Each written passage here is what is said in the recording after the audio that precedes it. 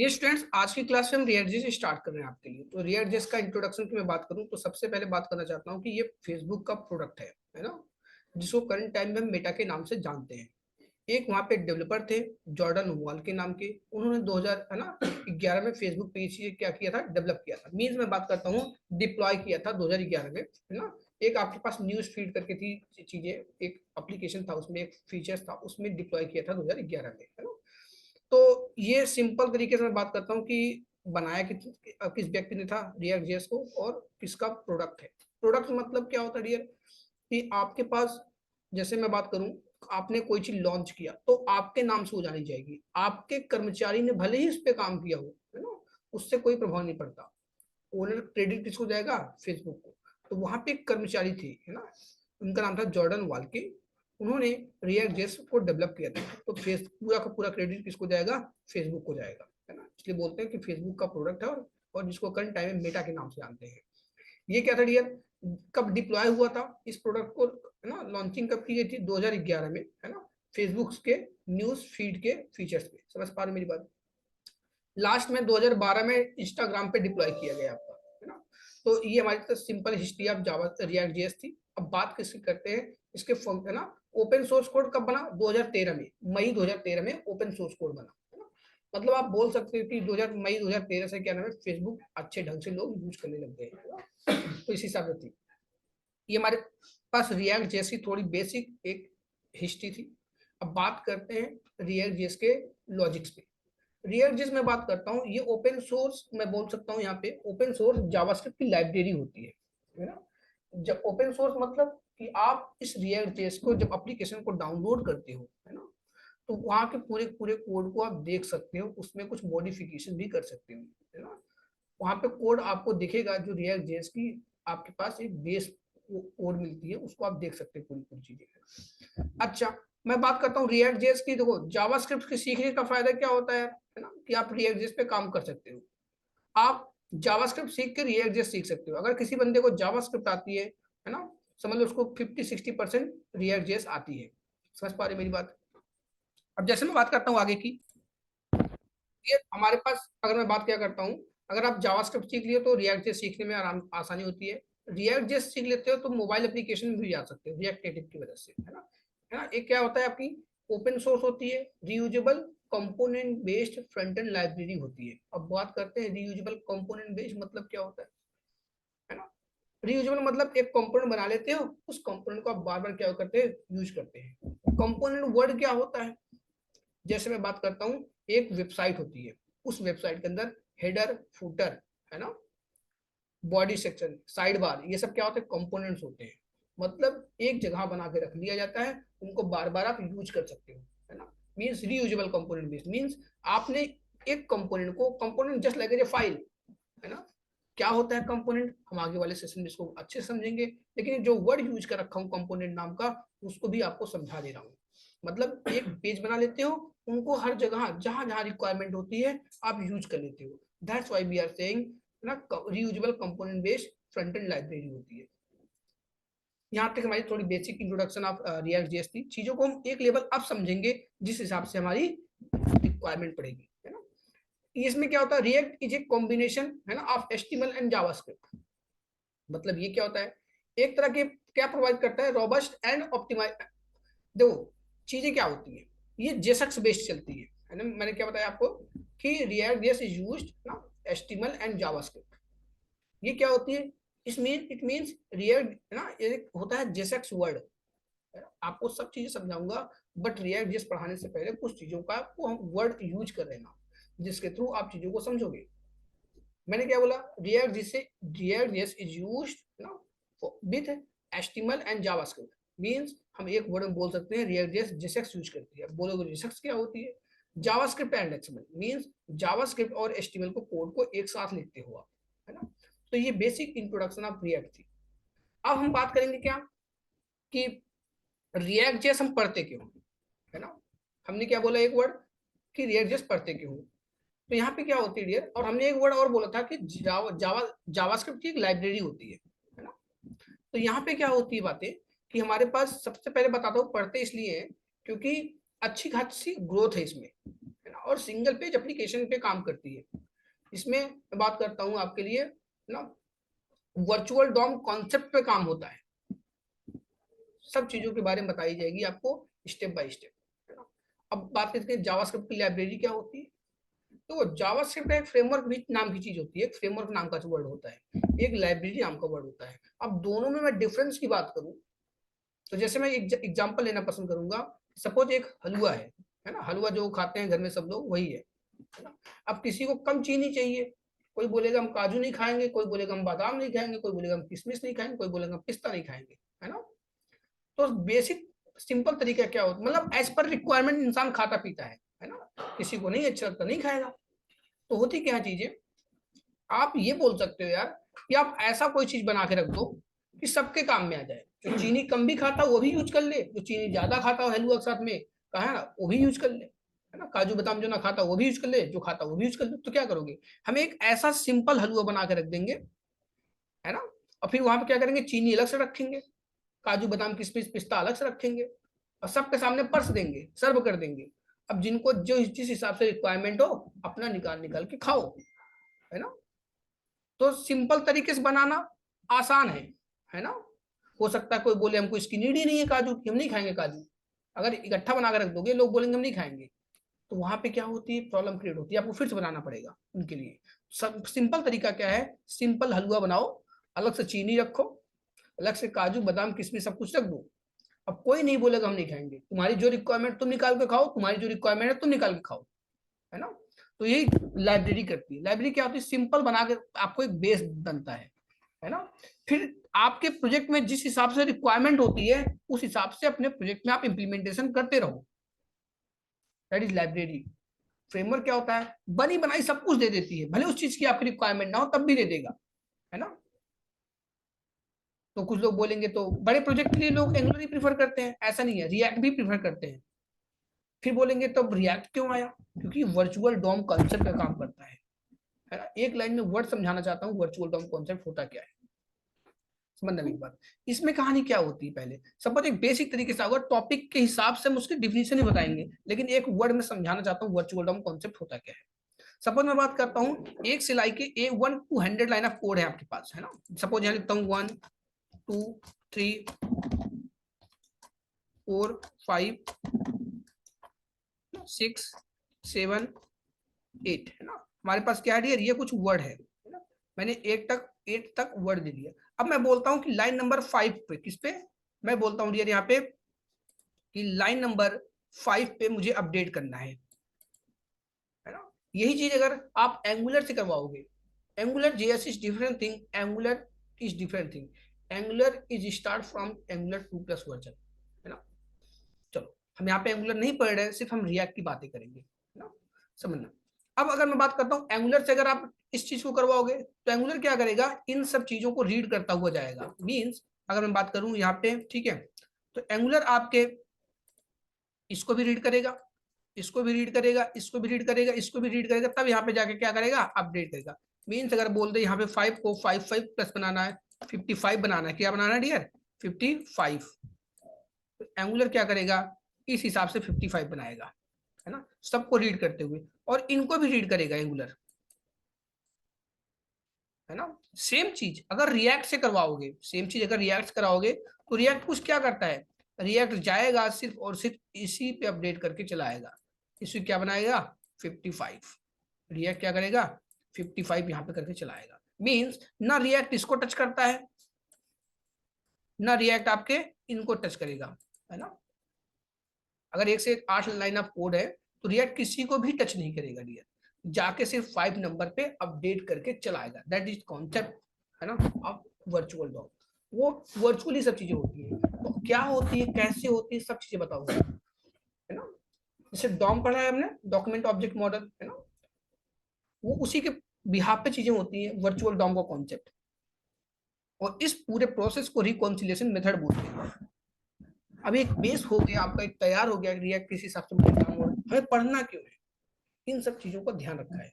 अब बात किसकी करते हैं, रिएक्ट के इंस्टॉलेशन की, है ना। आपको रिएक्ट जेएस पढ़ने के लिए सबसे पहले आपको एचटीएमएल सीएसएस और जावास्क्रिप्ट की रिक्वायरमेंट होनी चाहिए। मींस आपको वो चीजें आनी चाहिए, है ना। अच्छा, ठीक है। अब हम बात किसी करते हैं रिएक्ट जेएस को हम कैसे यूज करेंगे। तो रिएक्ट जेएस आपकी नोड जेएस पे डिपेंडेंट होती है। आपको सबसे पहले नोड जेएस इंस्टॉल करना चाहिए। तो आइए सबसे पहले नोड जेएस इंस्टॉल करते हैं। नोड जेएस इंस्टॉल करने के बाद एक एनवायरनमेंट सेटअप हो जाता है, फिर वहां पे हम रिएक्ट जेएस को इंस्टॉल करते हैं। आइए आपको स्टेप बाय स्टेप सब चीजों को हम प्रोसीड करते हैं। तो डियर, हम यहाँ पे सबसे पहले गूगल पे सर्च करते हैं नोड जेएस। रिएक्ट जेएस को इंस्टॉल करने के लिए हमारे पास नोड जेएस सबसे पहले आपके सिस्टम पे इंपोर्ट होना चाहिए। हमेशा हम क्या करते हैं डियर स्टूडेंट्स, यहाँ पे एलटीएस वर्जन को हम यूज करते हैं। एलटीएस वर्जन के क्या करते हैं हम यूज करते हैं। एलटीएस ये रिकमेंडेड फॉर मोस्ट यूजर्स होता है। ये आपके स्टेबल वर्जन्स होते हैं। आप हमेशा इसी को प्रीफर करोगे, हमेशा ऑलवेज, है ना। इंस्टॉलेशन टाइम किसको प्रीफर करोगे, नो एलटीएस वर्जन को, मेक श्योर फॉर दैट। अब क्या करते हैं डियर, करंट वर्जन को रेफर नहीं करोगे, है ना। करंट वर्जन को रेफर नहीं करोगे आप, क्योंकि अभी आपने इंस्टॉल किया, हो सकता है 2 सेकंड बाद फिर से अपडेट कर दिया जाए, है ना। तो ये स्टेबल वर्जन नहीं होता डियर। सो है ना, डेवलपर्स क्या करते हैं, नोड जेएस खुद खुद ही बताता है भैया इस चीज को आप क्या करो, रिकमेंड करो। I think we are good, है ना। इस चीज को थोड़ा ध्यान रखना। तो आइए हम इंस्टॉल करते हैं। सबसे पहले नोड जेएस को इंस्टॉल कर लेते हैं। यहाँ पे मैं यहाँ पे एक बटन क्लिक करके नोड जेएस को इंस्टॉल कर लिए हैं। फिर क्या करेंगे, डबल क्लिक कर करके डियर क्या करेंगे, नोड जेएस को सिंपल तरीके से हम इंस्टॉल कर लेते हैं। अब यहाँ पे होने देते हैं इंस्टॉल।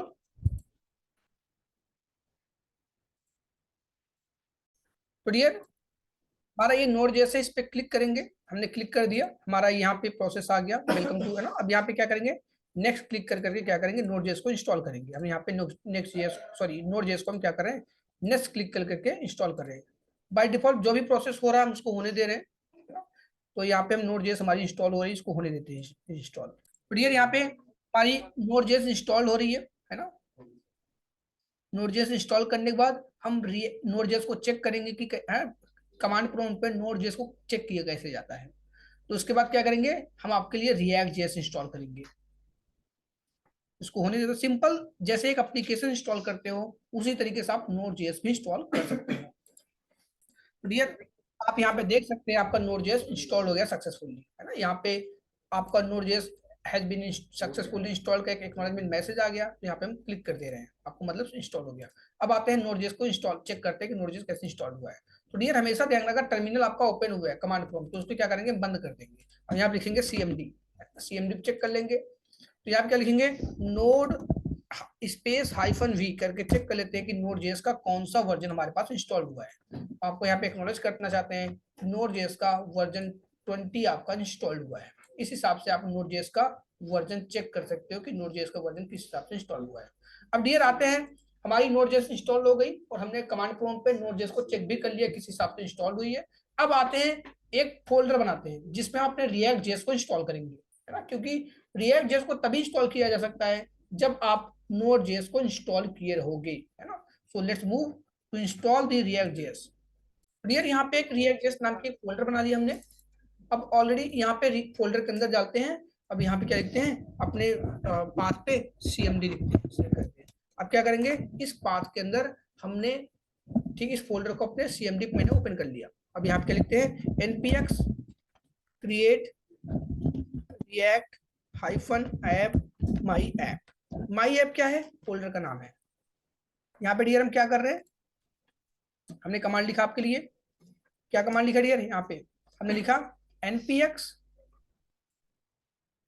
क्रिएट रिएक्ट ऐप, और क्या लिखा डियर, यहाँ पे मैंने लिखा आपके लिए माई ऐप, है ना। हमने क्या लिख दी यहाँ पे, my app, npx create react app और माई ऐप, है ना। अब डियर मैं बात करता हूँ कि किस हिसाब से चीजें एक्नॉलेज होती। तो डियर हमने क्या कर लिया, इसको एक लाइन में लिख दिया। तो क्या लिखना आपको, npx क्रिएट रिएक्ट ऐप और माई ऐप। माई ये क्या है, एक तरह का प्रोजेक्ट को सेटअप करने का हमारे पास कमांड होता है, npx नोड पैकेज एग्जीक्यूशन जिसको बोलते हैं। हम इसके बारे में बात करेंगे आगे, पहले एक बार इंस्टॉल कर लेते हैं। फिर क्या होता है डियर, क्रिएट रिएक्ट ऐप होता है ना। npx space create react app space my app, और ये नाम कुछ भी लिख सकते हो। मेक श्योर आप प्रीफिक्स चीजें मत लिखना, कैपिटल लेटर मत लिखना, है ना। तो यहाँ पे माई हाइफन ऐप मैंने यहाँ पे नेमिंग कन्वेंशन कर दिया। ये एक फोल्डर का नेम है ना। और जब हम इंस्टॉल करते हैं तो हमेशा ध्यान रखना आपका इंटरनेट ऑन रहे, है ना, क्योंकि आपकी इस कमांड के थ्रू नोड जेएस क्या करता है, इस पैकेजेस को, रिएक्ट के पैकेजेस को, रिएक्ट जेएस को इंस्टॉल करता है। तो आइए हम यहाँ पे जब इंस्टॉलेशन बात क्या करेगा, पूरा पूरा सोर्स कोड इस फोल्डर के अंदर रख दिया जाता है ना। आइए इंस्टॉल करते हैं, इंटर मार देना है हमें। इंटर मारने के बाद क्या होगा, हमारी रिएक्ट जेएस क्या होगी, इंस्टॉल होना शुरू हो जाएगा। तो डियर यहाँ पे आप देख सकते हैं रिएक्ट जेएस आपका इंस्टॉल होना शुरू होगा। तो डियर यहाँ पे देख सकते हैं आपकी रिएक्ट जेएस क्या हुई, इंस्टॉलेशन होना शुरू होगी। अगर मैं बात करता हूँ, बहुत से लोगों में कुछ रिएक्ट जेएस इंस्टॉल करते समय एरर आता है ना, तो वो एरर मैं आपको एक्नॉलेज करना चाहता हूँ किस हिसाब से रिजॉल्व होगा। पहले सबसे पहले मैं आपको एरर बता देता हूँ, हमारे में तो एरर नहीं आया, बहुत में क्या होता है एरर आती है, उस एरर को पहले मैं दिखाता हूँ किस टाइप का एरर होता है, उसके सोल्यूशन की बात करता हूँ, फिर उसके मैं बात करूंगा रिएक्ट को किस हिसाब से इंस्टॉल करते हैं। आइए देखिए मेरे में कोई एरर नहीं आया, तो हम आगे बढ़ जा रहे हैं, लेकिन जिस टाइप की एरर आती है उस एरर को दिखा के उसके सोल्यूशन की बात करते हैं, फिर रिएक्ट जेएस को आपके लिए फिर से इंस्टॉलेशन करवाते हैं। आइए देखते हैं एरर किस टाइप का होता है। तो डियर आप देख सकते हैं यहाँ पे हमारी रिएक्ट जेएस इंस्टॉल हो रही है। अगर किसी बच्चे को कुछ इस टाइप का एरर आता है तो इसका सोल्यूशन क्या होता है, आप अपने नोड के पैकेजेस को क्या करोगे, लेटेस्ट इंस्टॉल करोगे, है ना। तो उसके लिए कमांड होता है। कमांड क्या होता है डियर, मैं बात यहाँ पे करता हूँ कमांड की, ठीक है। तो यहाँ पे कमांड आप देख सकते हैं, यहाँ पे क्या लिखा गया है, npm install -g npm@latest। इस कमांड के थ्रू क्या कर सकते हो, आप अपने ना नोड के पैकेजेस के लेटेस्ट वर्जन को इंस्टॉल कर सकते हो। -g stands for globally, means आप ग्लोबली क्या कर रहे हो, npm के पैकेज को इंस्टॉल कर रहे हो। तो इस कमांड से इस एरर का सोल्यूशन मिल जाता है। After getting like that running this command, फिर से आपको क्या लिखना है डियर, आपको यहाँ पे फिर से लिखना है npx create react app my app। my app क्या है, फोल्डर का नेम है, इस चीज को थोड़ा ध्यान रखना। और ये जिस हिसाब से लिखा गया है, केस सेंसिटिव होती है, उसी हिसाब से सब बच्चे यहाँ पे लिखेंगे, फिर आपकी रिएक्ट जेएस इंस्टॉल हो जाएगी। So please do it. And after installation हम क्या करेंगे, आगे मूव करेंगे किस हिसाब से रिएक्ट जेएस को रन करना है, किस हिसाब से रिएक्ट जेएस को हम यूज करते हैं। First we have to install the react JS. Students यहाँ पे ये कमांड तभी चलानी है जब आपको इस टाइप का एरर आए। अगर इस टाइप का एरर नहीं आता तो npx create react app space folder name जो भी आप रखना चाहते हो, मैंने लिख दिया माई ऐप, तो आप भी इस कमांड के थ्रू रिएक्ट जेएस इंस्टॉल करते लेते हो। अगर npx create react app space my app लिखते समय इस टाइप का एरर आता है तो आपको ये कमांड चलाना है। इस कमांड के बाद फिर से आपको चलाना है npx create react app space my app, है ना। तो आपकी रिएक्ट जेएस क्या हो जाएगी, इंस्टॉल हो जाएगी प्रोसेस में। मेक श्योर ऑलवेज ये एरर आए, ये एरर आए तभी आपको ये कमांड चलाना है, अदरवाइज नहीं चलाना है। Please do it. कभी कभी क्या होता है यार, इंस्टॉल करने में सपोज आपको प्रॉब्लम हो रही है, मींस आपकी स्लो चल रही है, तो ये डिपेंड करते हैं आपके सिस्टम के कॉन्फ़िगरेशन के ऊपर, आपके इंटरनेट स्पीड के ऊपर, है ना। ये 1-2 मिनट में कभी कभी इंस्टॉल हो जाती है रिएक्ट जेएस। अगर टाइम टेकिंग ले रहा तो होने दो, क्योंकि आपके सिस्टम की कॉन्फ़िगरेशन, है ना, और आपके इंटरनेट स्पीड पे सब्जी डिपेंड करती है। एनपीएक्स क्यों यूज करते हैं डियर, क्योंकि आप हम क्या करते हैं, नोड पैकेज एग्जीक्यूशन होता है, जो एनपीएम होता है नोड पैकेज मैनेजर होता है, एनपीएक्स क्या होता है, नोड पैकेज एग्जीक्यूशन होता है। आपके नोड पैकेजेस को क्या करता है, एग्जीक्यूट करता है। और क्या होता है डियर, इसको प्रोजेक्ट को सेटअप करने में भी हम यूज करते हैं डियर, है ना। तो हम इसके बारे में थोड़ा और आगे पढ़ेंगे, है ना, एज पर रिक्वायरमेंट। तो अभी के लिए हमारा इंस्टॉलेशन प्रोसेस होने देते हैं। अब क्या होता है डियर, अब जब आपका रिएक्ट इंस्टॉल हो जाता है तो एक सक्सेस का मैसेज आता है ना। आपको सक्सेस का मैसेज आता है तो वहां पे कुछ कमांड्स लिखे होते हैं, बोलता है कि मैं I will suggest you you have to type cd space your folder name mean cd space my app, इस हिसाब से आपकी लिखी रहती है ना।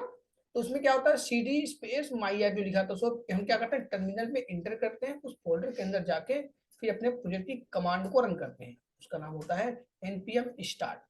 फर्स्ट इसको होने देते हैं, उसके बाद हम आपको आउटपुट दिखाते हैं किस हिसाब से सक्सेस का मैसेज आता है, किस हिसाब से हम अपने प्रोजेक्ट को रन करते हैं, सब स्टेप बताया जाएगा आपको, डोंट वरी। डियर स्टूडेंट्स, यहाँ पे रिएक्ट इंस्टॉल होते समय ये भी ध्यान देना चाहिए कि रिएक्ट क्या क्या चीजें इंस्टॉल कर रही है, क्योंकि कभी कभी ये पूछा जाता है इंटरव्यू में। तो रिएक्ट इंस्टॉल करते समय install react DOM, react script, CRA template, ये सब भी चीजें इंस्टॉल होती है। कुछ पैकेजेस इंस्टॉल करता है, आपको यहाँ पे सक्सेस का मैसेज भी आपको मैं दिखाऊंगा कि रिएक्ट किस हिसाब से इंस्टॉल करने के बाद एक सक्सेस का मैसेज देता है, और कुछ आपको गाइड भी करता है। इस हिसाब से आपको रिएक्ट का पूरा पूरा प्रोसेस पता चलेगा। आइए देखते हैं। तो रिएक्ट, यहाँ पे हम देख सकते हैं कि हमारा रिएक्ट जेएस इंस्टॉल हो रहा है।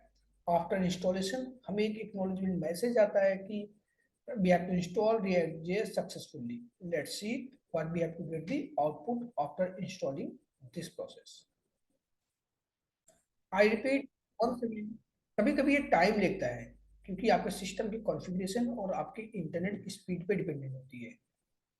तो यहाँ पे हमारी React.js इंस्टॉल होने चल रही है। देखते हैं आगे। यहाँ हम देख सकते हैं हमारी इंस्टॉल करने पे इतना पैकेजेस ऐड की है 1463, और ये सब प्रोसेस हो रहा है। थोड़ा इसमें गो थ्रू कर लेते हैं। अभी और क्या कर रहा है यार, हमें टेम्पलेट डिपेंडेंसी यूजिंग एनपीएम के थ्रू क्या करना है, चीजें और इंस्टॉल करना है। ये भी प्रोसेस होने देते हैं। कोई भी एक्टिविटीज आपको नहीं करना है, ये अपने हिसाब से हैंडल करेगा इंटरनली, है ना। तो यहाँ पे देख सकते हैं ना, हमारी इंस्टॉल भी कर दिया पैकेजेस, इतना पैकेजेस ऐड कर रखा है 69 पैकेजेस एंड इतना सेकंड में। तो right now we have to get this success message, है ना। हमने यहाँ पे देख ला सक्सेस मैसेज हो गया। यहाँ बोल रहा है कि आपका created my app folder at this book directory. Okay, तो यहाँ पे देख सकते हैं कि आपका सक्सेस का मैसेज आ गया है। This one the command npm start the development server. आप जब काम करते हो अपने लोकल पे, उस सर्वर को इंस्टॉल करने के लिए, उस डेवलपमेंट सर्वर को इंस्टॉल करने के लिए कमांड चलाते हैं। npm रन बिल्ड आपको क्या होता है, प्रोडक्शन पे जब लाइव करते हो डोमेन होस्टिंग के थ्रू, तो ये कमांड चलाई जाती है। टेस्टिंग पर्पज के लिए npm टेस्ट होता है, npm रन इजेक्ट जब कोई चीज remove this tools and copies build dependencies, है ना। कोई काम हम कर रहे होते हो, बाई चांस आपको लगता है कुछ कमांड गलत है ना, तो आप वहां बैक हो सकते हो। ओके, मीन्स आप यहाँ से चीजें रिमूव कर सकते हो, है ना। लिखा गया यहाँ पे remove this tools and copy build dependency in configuration file and script into the app directory. If you want to do this, you can't go back. We suggest you have to typing this one, है ना। तो जैसे pen drive लगाते हो तो निकालना होता है, इजेक्ट करके निकालते हो, तो सुविधा होती है चीजों को। एक तरह का सेव मोड होता है, सेव जोन होता है। तो आप भी यहाँ पे कोई कमांड चला रहे हो, लगता है कुछ गलत है, तो npm run इजेक्ट करके बाहर भी आ सकते हो। अब यहाँ क्या बोल रहे हैं, be suggest that you begin by typing. ये बोला कि हम सजेस्ट करते हैं एक काम करो, इस कमांड को लो। क्यों? क्योंकि nps क्रिएट रिएक्ट ऐप जब आपने कमांड चला रखा था डियर, तो ऐप पूरी पूरी रिएक्ट जेएस इस फोल्डर के अंदर आई है ना। तो हम कमांड के थ्रू, cd कमांड के थ्रू क्या करते हैं डियर, हम एंटर करते हैं ना। हम क्या करते हैं डियर, cd कमांड के थ्रू हम यहाँ पे क्या करते हैं, इस फोल्डर के अंदर आते हैं। तो आइए सबसे पहले इस फोल्डर के अंदर हम आ चलते हैं। यहाँ पे किस हिसाब से होगा डियर, यहाँ पे लिखेंगे cd, यहाँ पे क्या लिखेंगे cd, cd के बाद क्या लिखेंगे माई ऐप, है ना, क्रिएट डायरेक्टरी, ठीक है, माई ऐप। अब cd माई ऐप के अंदर हम आ गए। अब जहां पे nps create app space my app लिख रखा था, अब माई ऐप के अंदर एंट्री करके अब क्या लिखेंगे npm स्टार्ट।